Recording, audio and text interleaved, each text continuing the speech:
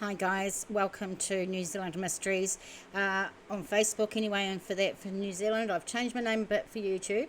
For YouTube now we're Coffee and Crime Time with TJ and Ronnie. Anyway, my friends, I have been busy. I have been collecting stuff. I've been collecting sleeping bags for my charity drive for the homeless this year. I've got a bulk donation of like 20 of them in my house. I've got blankets and all this stuff, and it's just, I haven't got a big house, but it's all there.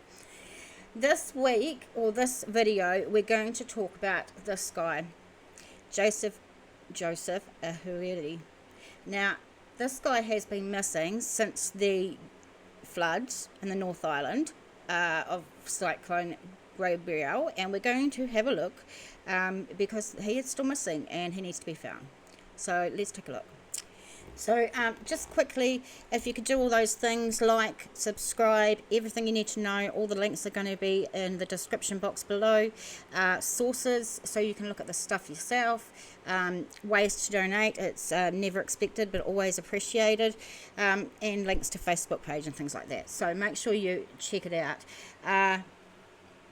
Yeah, let's get into it. So first we're going to start at police.govt.nz. This is one of two pictures, but we'll start reading. Joseph, age 40, left home in Gisborne on Monday 13th of February around 4 p.m, heading to Napier and intending to return about 2 a.m. on Tuesday the 14th of February. Let's go straight to the map and have a look.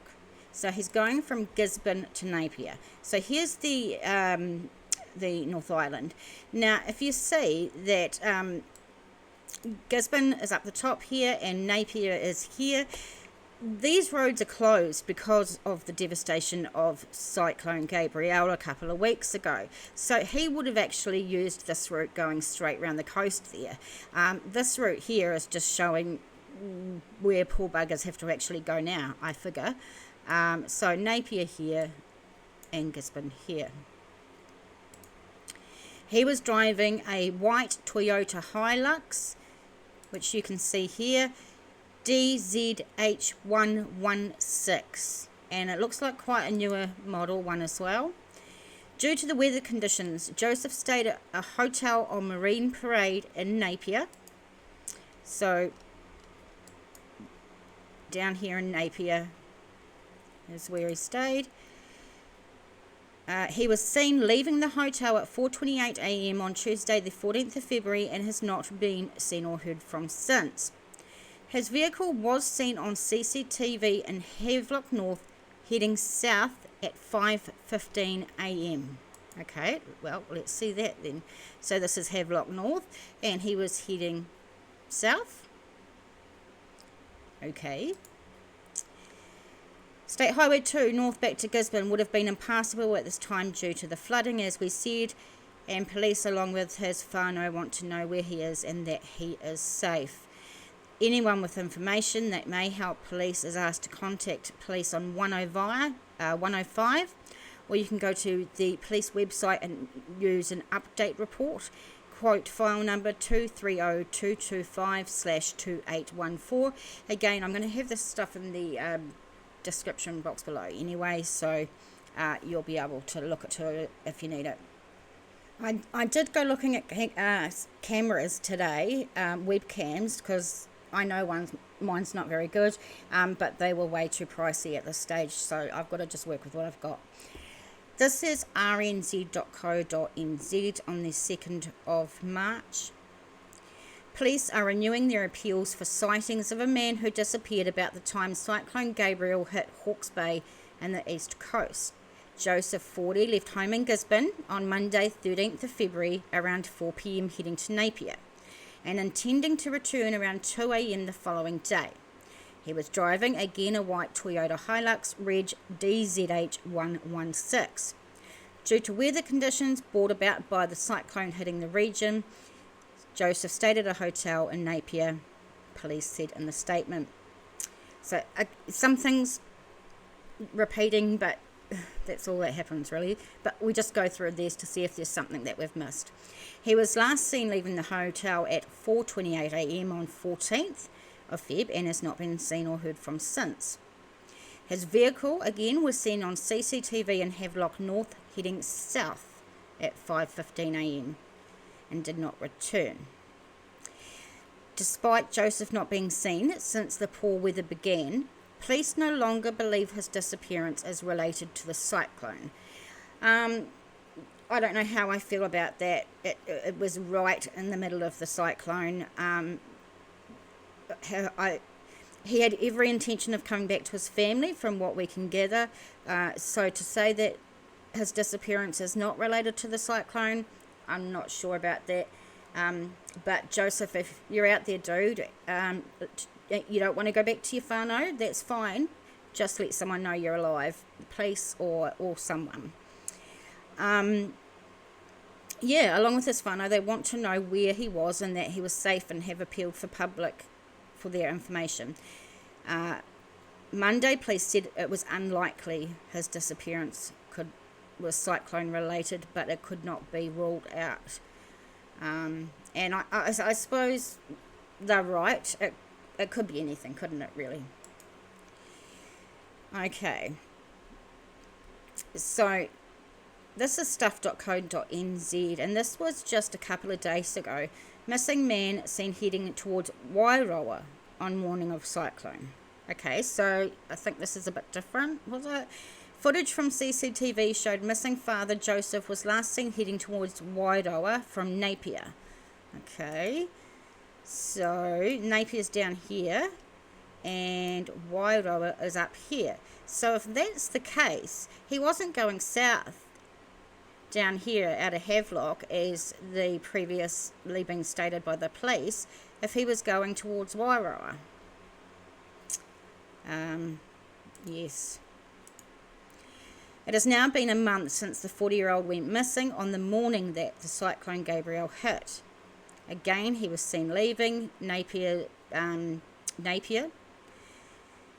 February 14th. His white Toyota Hilux was later seen on a security camera in Havelock North at 5:15 a.m. It's not clear if he was in the truck at this time.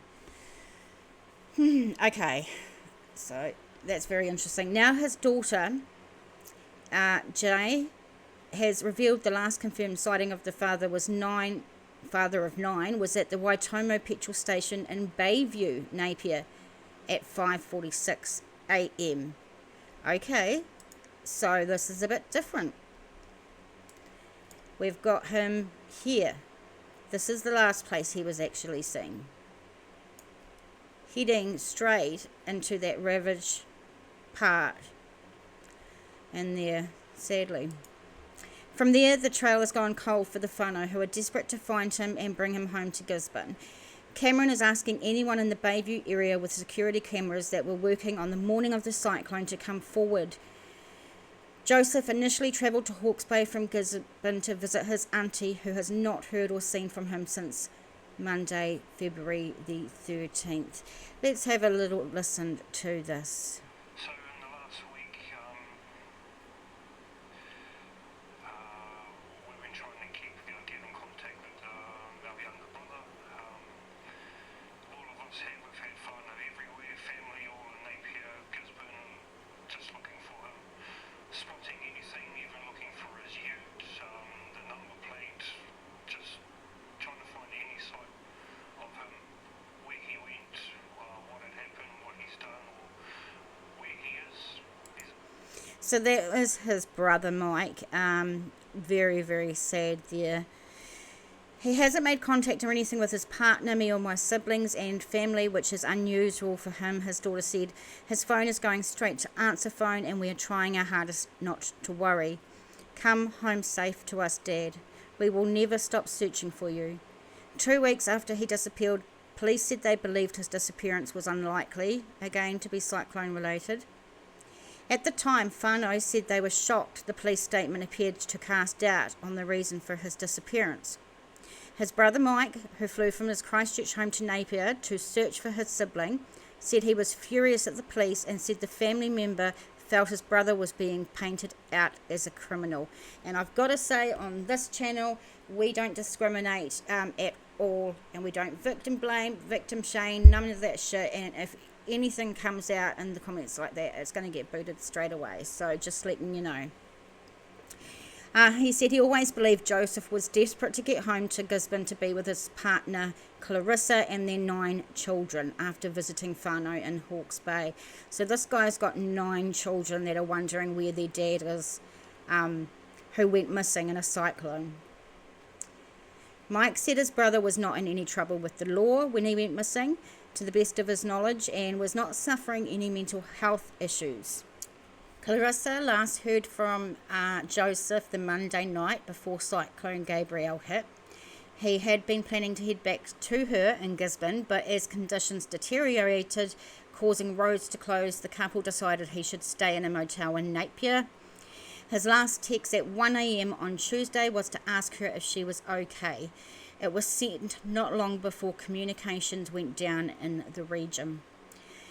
Clarissa had heard nothing from him since and was distraught, obviously, at his disappearance. Worryingly, his bank account had not been touched and calls to his phone did not connect. Initially, she searched extensively, visiting welfare centres in Napier and scanning roads for his Hilux. And he seemed such a loving father. Every time you see him, he's with his kids, you know. So this is very, very sad. Let's jump over to nzherald.co.nz. Family claims new footage shows missing man heading towards Wairoa from Napier. And we heard this before, but there was just a few excerpts in this one from the family that I wanted to read. The latest claim obviously puts the man 30 k's in the opposite direction from where police said that he last spotted. So let's go again. Police said he was here in Havelock North heading south on CCTV, yet they have footage from Waitomo Bay View here heading towards Wairoa up here. Police said earlier this month they had traced Joseph behind the wheel of a white Hilux heading south in Havelock North on Tuesday, Feb 14th at 5:15 a.m. after checking out of his hotel.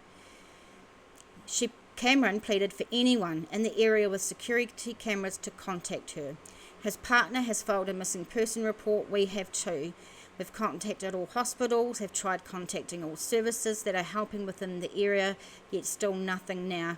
All we can do is wait, she wrote. Come home safe to us, Dad. We will never stop searching for you. Again, he was visiting whānau in the Hawke's Bay that day, but he did plan to return to his Gisborne home, but had decided to wait because of the worsening weather. Earlier this month, the police said Joseph was now being treated as a missing person after previously saying he was uncontactable.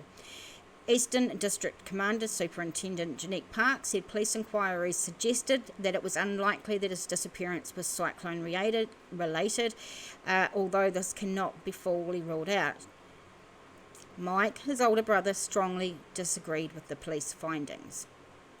The statement, it may not be cyclone related, is bullshit, he said. The police statement also included details of 5 other people at the time considered uncontactable after Cyclone Gabrielle. Of those, police said 3 of them were facing criminal charges and 2 had skipped bail. Although police said Joseph was an addition to this group, Mike said the family felt he had been grouped in with those people, as in the criminal element, I think they're talking about. The family all felt that police thought he was a criminal. Mum went nuts about it. She wasn't happy about it. We know he's not a criminal. He's a loving father, a loving brother, and he loves his kids. Thanks, guys, for tuning in to this one. It's really a mystery. It's absolutely a mystery. You know, we're in the recovery phase now of cleaning up after Cyclone Gabriella. we've had the army, we've had so much resources up there. It feels like if he was somewhere, he would have been found by now. Sadly, he hasn't touched his bank account. The calls go straight to voicemail, so this is not looking good, right? And then there's that little thing about which way he was going and where he was heading after leaving Napier. I hope this turns out well. I hope to God for the family that this man is okay. Please keep an eye out, guys, especially up in that area. Share this if you've got mates up in that area, please. We just want them to know he is missing and they have to look out for him. Yeah. So this one was made in a bit of a rush. I know that my webcam's not as great as it could be. Everything's in the description box below. Make sure you take a look at any of our other videos. Thank you so much, guys, for coming along. Bye now.